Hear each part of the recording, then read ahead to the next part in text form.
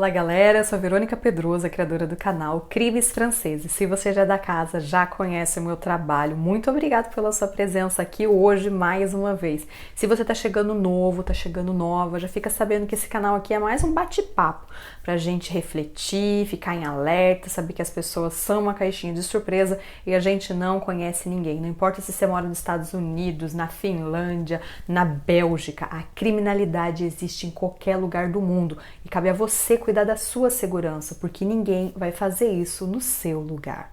O caso de hoje é um caso de desaparecimento, muito mistério, e é o caso da Marie-José Montesinos. Acredito que esse vídeo vai ficar um pouquinho longo, porque para eu chegar até a Marie-José eu vou ter que contar bastante história para vocês, mas fica aí até o final que eu tenho certeza que o queixo de vocês ele vai cair, igual o meu caiu, né? Então vamos começar o caso. A gente vai começar na cidade de Mirepoix, né, uma cidadezinha que fica bem aqui no sul da França, pertinho da Espanha, 8 horas da capital Paris. É uma cidadezinha assim pequenininha, mais ou menos uns 3.000 habitantes. É uma cidade bem chique, não tem tanto turismo lá, mas é um lugar assim legal. Tem uns lugares meio medievais, assim, uma cidadezinha bem bonita. E nossa história começa no dia 1º de dezembro do ano de 2017. Um cara de 18 anos chamado Thibaut, ele vai até a delegacia dessa cidadezinha para informar que ele está muito preocupado com a namorada dele, a Célia Orzax. Ela tinha 18 anos e estava desaparecida desde o dia anterior. Ele informa para a polícia que os dois eles tinham um encontro marcado numa rodoviária, né, que ela ia encontrar o namorado e ela não apareceu. Ele ficou esperando nada, telefonou nada. E o mais estranho que o Thibaut informou para a polícia foi que o pai da namorada também tinha sumido. O nome dele era Christophe Orzax e ele tentou entrar em contato com o sogro, não conseguiu e ele sabia, a Célia estava com o pai dela. Então o que aconteceu? Os dois sumiram? Não tô entendendo nada. A polícia anotou tudo ali, levou muito a sério que fazia mais de 24 horas que 2 pessoas estavam desaparecidas, mas como era inverno aqui, né, dezembro, neve nessa cidade e tal, a polícia pensou, talvez aconteceu algum acidente, né, o carro perdeu o controle, escorregou, caiu. Então a polícia entrou em contato com todas as outras delegacias da redondeza e não tinha nenhum acidente, nada se falava de 2 pessoas em um acidente de carro. Então a polícia olhou também os hospitais para saber se tinha alguma internação com o nome dos dois e também não tinha nada. Então até o momento a polícia sim estava sem nenhuma pista. A polícia começou então a interrogar os próximos do Christophe e da Célia para tentar conhecer um pouco mais dos dois. Eles descobriram que o Christophe ele tinha 46 anos, trabalhava como jardineiro na cidade, ele era muito trabalhador, o pessoal gostava do serviço dele.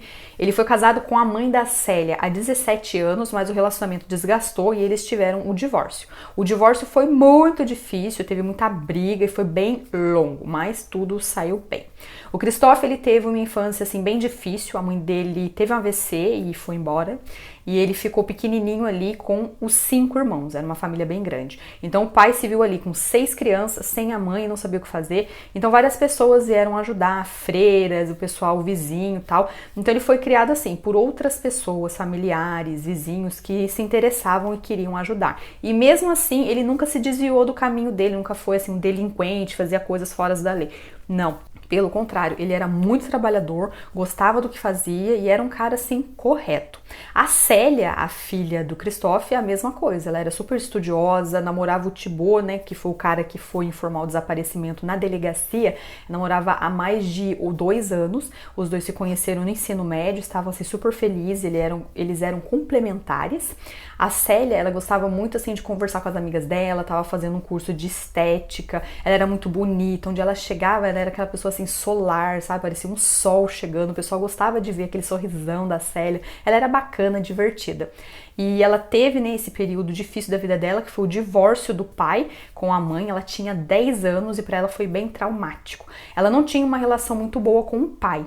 Eles conversavam, ficavam bem e tal, mas às vezes ela discutia com o pai, não concordava com as ideias dele, ficava meses sem ver o pai, 2, 3 anos sem ver. Depois ela aparecia, ficava com ele e era como se nunca ele estivesse tivessem se separados, eles tinham uma cumplicidade muito grande. O Christophe, ele adorava ser o pai da Célia e desde que ela era pequenininha, bebê, começou a crescer, andar de bicicleta, ele sempre fazia atividades com a filha. Ele gostava muito de ser um pai presente. A polícia, né, decidiu então interrogar o Thibaut, o namorado da Célia, mais uma vez, porque ele foi a última pessoa que entrou em contato com a Célia pelo SMS. Ele mandou mensagens para ela e os dois conversaram. E ele sabia o que a Célia ia fazer antes do desaparecimento dela.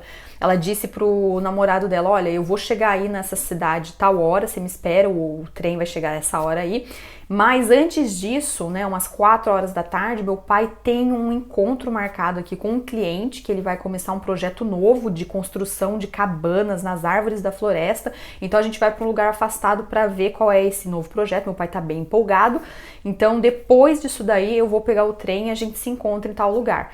Então ele sabia que antes do desaparecimento, a Célia e o Christophe, eles encontraram um cliente. Mas quem era esse cliente? Ninguém sabia até então. Os dias foram passando, né? 2, 3 dias, várias buscas começaram, mas nada foi encontrado. A polícia decidiu então falar, né, dos dois desaparecidos na mídia e o caso virou midiático. Todo mundo só estava falando da Célia e do Christophe nessa região.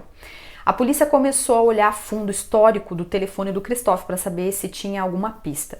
O telefone, eles viram que nesse dia do desaparecimento saiu da cidade, mas depois não tinha área para onde foi, então a polícia não sabia aonde estava. Eles começaram a olhar todo o histórico de envios de mensagem e recepção de ligação.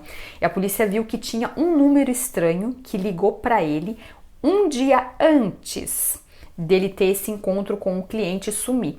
E esse número chamou a atenção da polícia porque era um número assim pré-pago, sabe que a gente paga antes, tem uma carta e você fala depois, o número não existe mais. Quando alguma pessoa mal intencionada quer ameaçar, quer fazer alguma coisa, normalmente compra essa carta de telefone, tem ali o tempo certinho, a pessoa faz o que quer, depois ninguém consegue identificar a pessoa.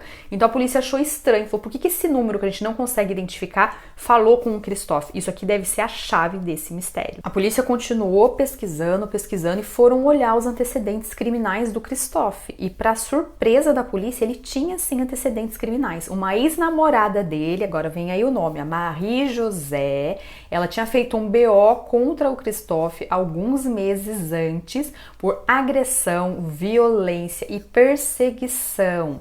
Então a polícia falou, caramba, esse cara aqui, trabalhador, todo mundo conhece na cidade, o cara, será que fez isso mesmo? Coisa horrível. Só que a polícia viu, teve esse BO, mas não aconteceu nada, a polícia não fez nada. Claro que a polícia interessou na Marie-José, né? Vão conversar com ela. Chamaram ela para o interrogatório, explicaram a situação, que ele estava desaparecido, e perguntaram por que você fez um BO, né? E ela falou que o Christophe ficava em cima dela, ela terminou o relacionamento, e ele não aceitou o fim, ele ficava perseguindo, ficava indo atrás, ficava ameaçando, ela ficou com medo e fez esse BO. Então a polícia anotou tudo ali e liberou a Marie-José. A polícia também descobriu que atualmente ela estava saindo com um cara casado chamado Jean-Paul Vidal e ela pediu, né, descrição para a polícia, falou, olha, eu vou contar para vocês porque eu não tenho nada a esconder, vocês estão perguntando se eu tenho namorado, eu tenho sim, né, um amante, né, meu namorado, mas eu tô saindo com esse cara aí, ele é conhecido na cidade, trabalha de mecânico. Agora eu vou falar um pouquinho para vocês de como que era esse relacionamento do Christophe, que estava desaparecido, com a Marie-José. Esse relacionamento durou 5 anos. A Marie-José, ela era assim muito possessiva, ciumenta e ela não gostava de deixar o Christophe sair assim pra nada. Era um relacionamento ioiô, idas e vindas, muita briga, muita discussão, muita desconfiança. Mas o que a polícia soube, falando com os próximos ali do Christophe, é que a Marie-José que era a praga ali do relacionamento, né? Ela que não deixava ele em paz e quem não aceitou o fim do relacionamento na real foi a Marie-José. Ela realmente perseguia, ia no serviço do Christophe, conversava com os clientes, dizia coisas horríveis dele, sabe? Falava, olha, não confia nesse cara, ele tá aí no seu jardim, entrando na sua casa, fica esperto, ele rouba, ele faz isso, ele faz aquilo. Então ela destruía a vida dele, de pouquinho em pouquinho. E isso ela não falou pra polícia, né? Então a polícia falou, poxa, será que essa mulher tem alguma coisa que ela não contou pra gente? Vou falar um pouquinho quem era essa Marie-José agora pra gente saber. Ela com 56 anos, enfermeira, mãe de uma filha. Ela gostava muito de andar na montanha, fazer essas caminhadas assim longas e foi por isso que ela encontrou o Christophe. Ele também gostava muito de natureza, de andar. Ela não tinha assim nenhum antecedente criminal, mas a polícia começou a olhar a fundo e viram que o Christophe também tinha feito um BO contra a Marie-José alguns meses antes do desaparecimento. E foi pela mesma coisa que a Marie-José tinha feito contra o Christophe.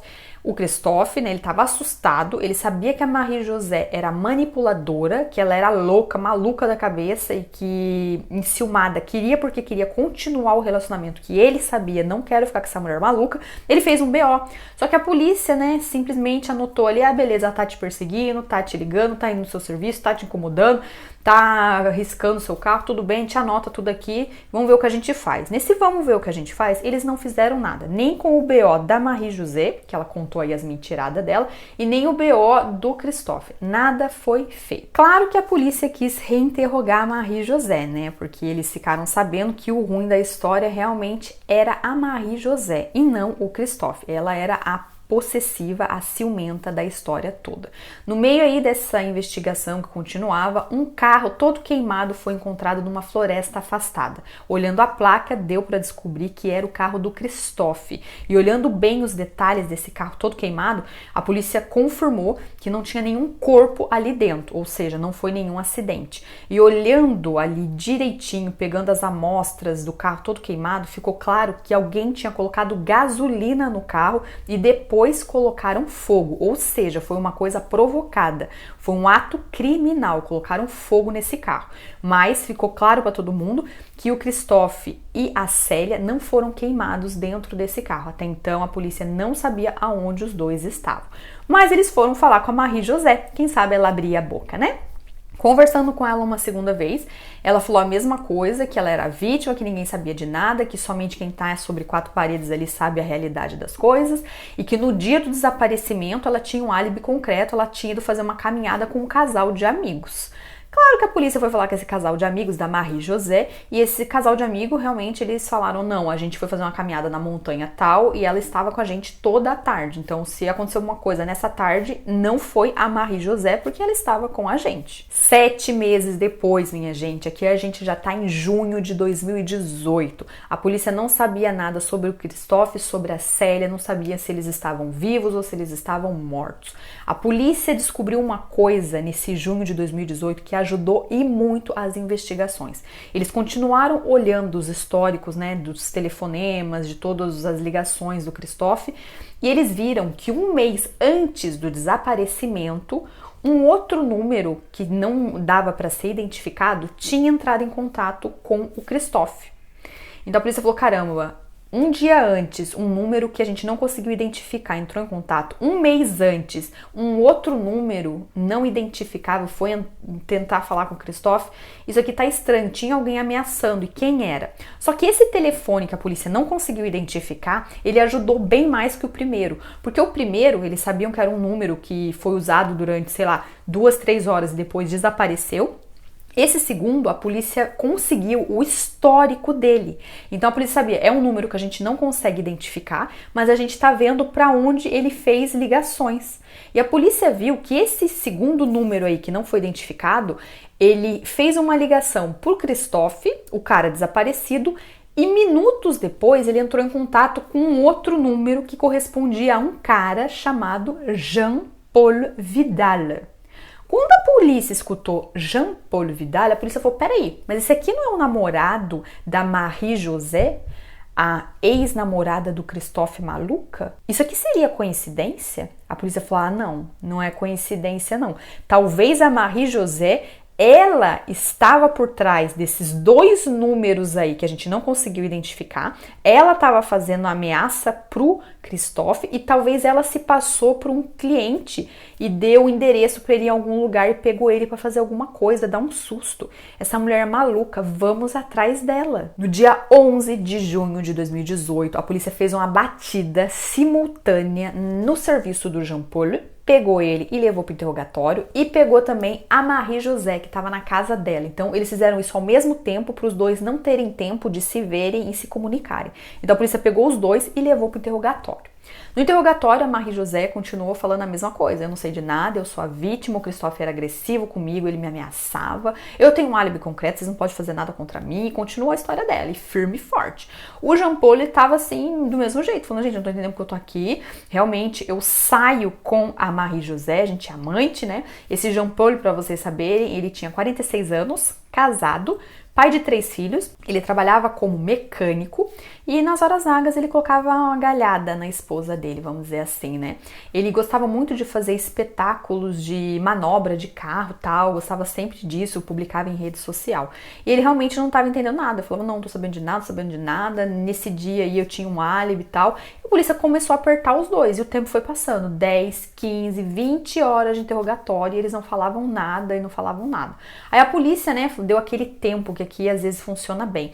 Deixaram os dois em celas separados e para pensar um pouco, sabe, às vezes a polícia deixa 4, 5 horas ali e depois retoma o interrogatório, foi o que fez. A Marie-José, ela voltou pro interrogatório e ela tava do mesmo jeito, negando tudo, mas o Jean Paul, depois que ele ficou ali na cela pensando na vida dele, ele decidiu abrir o jogo com a polícia e falar toda a verdade. Agora vocês respirem aí porque o nível de maldade vai ser alto, minha gente. O Jean Paul, ele começa a dizer para a polícia o que aconteceu nesse dia aí do desaparecimento do Christophe e da Célia.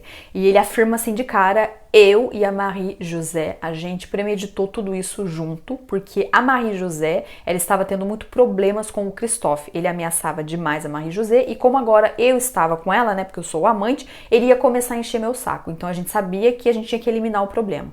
Então o que a gente fez? A gente comprou uma carta de telefone pré-pago e que não pode ser identificado. A gente ligou pro Christophe, se passando por um cliente e dizendo que tinha um projeto, né, de cabana nas árvores da floresta tal, um lugar afastado. Demos o endereço para ele. O local foi muito bem escolhido porque não tinha área. Então, quando o Christophe chegou nesse local, eles marcaram realmente no dia 30 de novembro, às 16 horas. O Christophe chegou certinho e ele estava com a filha no carro. Quando o Christophe chegou nesse local um pouco afastado, porque era um projeto tal de renovação, legal? Ele viu que tinha um galpão, ele deixou a Célia no carro, falou, espera aí que eu já volto, minha filha, vou ali falar com o cliente. Entrou no galpão. Logo que ele entrou no galpão, a Marie-José e o Jean Paul estavam esperando por ele, né, minha gente? E quando ele entrou, ele não viu, mas por trás já vieram com barras de ferro batendo muito nele. O Christophe, ele caiu no chão, não estava entendendo nada, começou a gritar. A filha não estava ouvindo porque ela estava dentro do carro, tudo fechado, né, celular na mão, tal, ela não ouviu nada. E começaram a bater muito no Christophe, bastante, bateram. O Christophe, minha gente, ele foi muito guerreiro, ele lutou pela vida dele, ele tentava sair, ele tentou se arrastar, ele conseguiu sair do galpão algumas vezes, gritou pela filha e foi nessa hora que ela viu ali a movimentação. Ela entrou em desespero, a Célia, dentro do carro, porque ela não podia fazer nada, ela não estava com a chave do carro e ela viu tudo aquilo, tentou ligar, mas não tinha área, ela não conseguia ligar para ninguém para pedir ajuda. E ela sabia que se ela saísse do carro, ia acontecer a mesma coisa com ela. Então essa menina entrou em desespero dentro do carro. A única coisa que ela fez foi travar a porta e ficar ali dentro vendo o pai dela ser massacrado. Eles bateram demais no Christophe e quando viram que ele estava assim quase apagado, caído no chão, a Marie-José, ela pegou uma barra de ferro e começou a bater muito no rosto dele e muito forte. E ela falava assim, isso aqui é porque você me largou, isso aqui é porque você não soube me respeitar, isso aqui é porque você foi um homem não sei o que lá. Ela batia e falava por que ela tava batendo, sabe? Batia com gosto e com força e com muito ódio. Depois que eles viram que o Christophe não se mexia muito e que já tava ali naquela fase de agonizando, indo embora, o que eles fizeram, minha gente? Ao nível de crueldade. Eles amarraram o Christophe, colocaram um negócio na boca dele aqui, eles pegaram uma barra de ferro bem pesada, bateram uma última vez na cabeça dele e daí ele apagou mesmo. Depois disso, eles jogaram no poço que tinha ali pertinho desse galpão. Só que daí vinha aquela coisa na cabeça da Marie-José. A Célia viu tudo, a Célia, ela está viva e a gente não pode deixar ela viva. O Jean Paul, ele começou a entrar em desespero e falou, não, peraí, a gente combinou uma coisa, a gente ia tirar o Christophe de perto da gente, porque ele era o problema. Então a gente eliminou o Christophe, a Célia não tem nada a ver. Eu não tô aqui pra fazer isso não. E o Jean Paul, gente, ele começou a entrar em desespero, porque ele fez o que ele fez na cabeça desse Jean Paul pra salvar a mulher amada dele, né, a Marie-José. Então ele fez tudo que fez pra proteger a Marie-José de um cara, né, de um ex que tava enchendo o saco dela. Só que agora tinha a filha que viu tudo. E a Marie-José falou pra ele, olha aqui, você não tem 3 filhos? Você vai querer ficar na cadeia? Se você não tirar a vida dessa menina, ela vai abrir o bico, então vai ficar ruim pra você. O que você quer? Gente, esse cara, esse Jean Paul, ele não sabia o que fazer. Ficou transtornado, ficou desesperado. Ele quebrou o vidro do carro onde a Célia estava, pegou a Célia, amarrou, colocou uma coisa na boca dela para ela não ficar gritando, pôs ela no banco de trás e começou a andar nesse carro, o carro do Christophe, né? Foi andando, foi para uma outra floresta, andando. Atrás estava a Marie-José, num outro carro. Então eles foram andando, até que ele parou numa outra floresta afastada, tirou a Célia do carro e falou, vamos andando. Ela foi andando. Ela chorava demais, chorava muito e, nossa, ela queria saber o que estava acontecendo, não estava entendendo nada. E mesmo assim, ele chegou num local onde tinha uma árvore, colocou a Célia na árvore, ele tinha uma arma com ele. Ele pegou a arma e deu um tiro certeiro no peito dela. A Célia morreu na hora.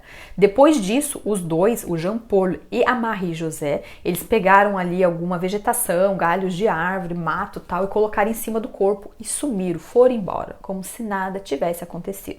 Aí foram voltando assim, que tinham 2 carros, né? O carro do Christophe estava com eles. Eles tiveram a ideia no meio do caminho, vamos parar e vamos queimar esse carro em outro lugar. E eles queimaram o carro numa floresta afastada, onde foi encontrado o carro do Christophe. O Jean Paul, minha gente, ele contou tudo isso pra polícia, ele chorava, ele tremia, ele tava com remorso, ele tava se sentindo culpado, ele sentia uma porcaria de ser humano. Mas ele falava, eu fiz o que fiz porque eu tava protegendo a Marie-José, que eu tanto amava. Esse Christophe, ele era muito agressivo, ele era invasivo, ele não deixava ela em paz. Então eu fiz o que fiz pra ajudar.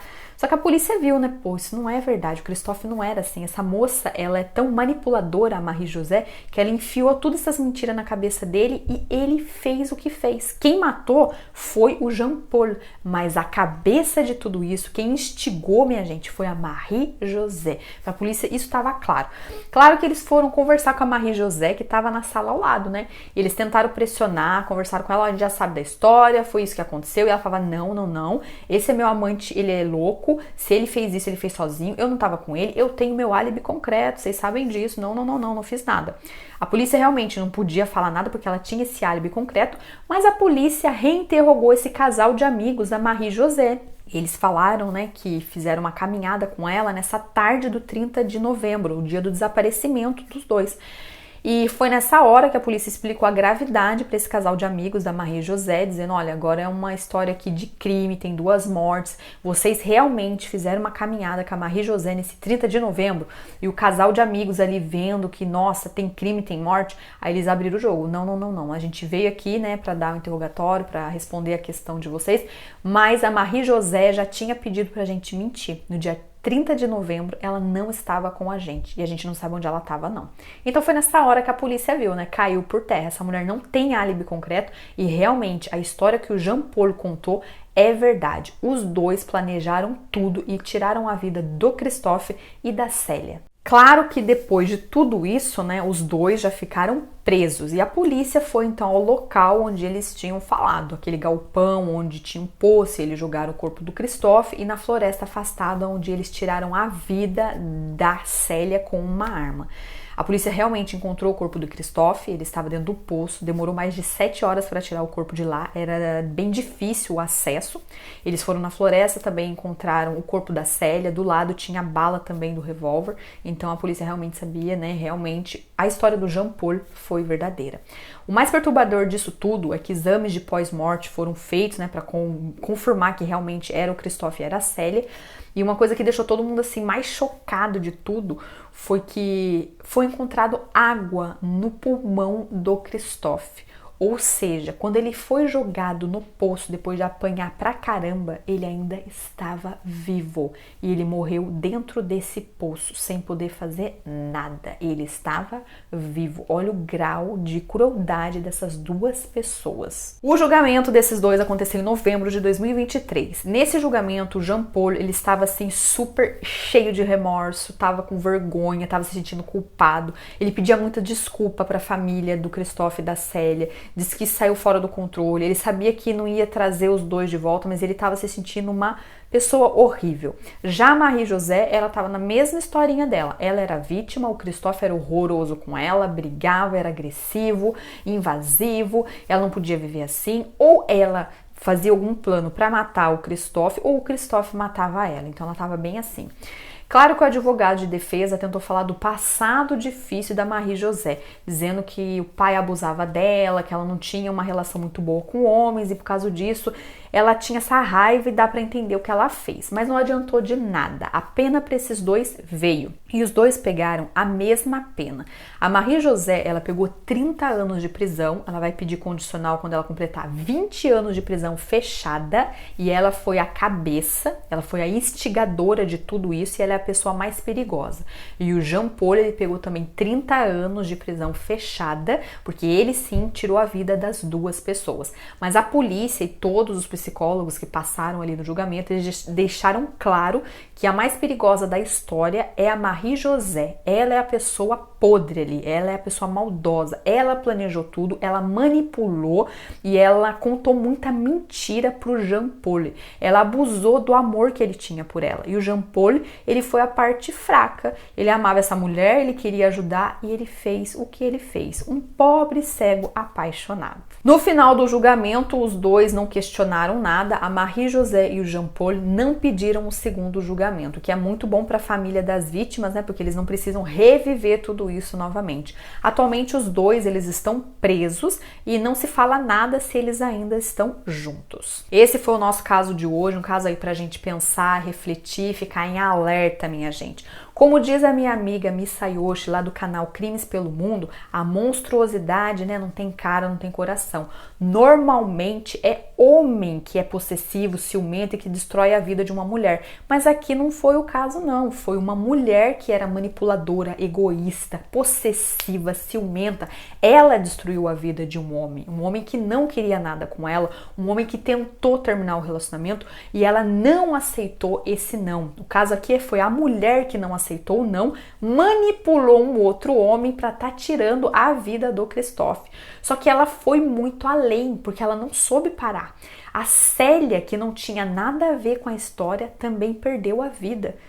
Até que ponto a maldade humana vai chegar? Poxa, você não sabe ouvir um não? Você não sabe aceitar o fim de um relacionamento? E você destrói não somente a vida de uma pessoa, mas também uma outra que não tinha nada a ver com a situação? É impressionante. Muito obrigado pela sua presença até aqui e até o próximo caso, galera.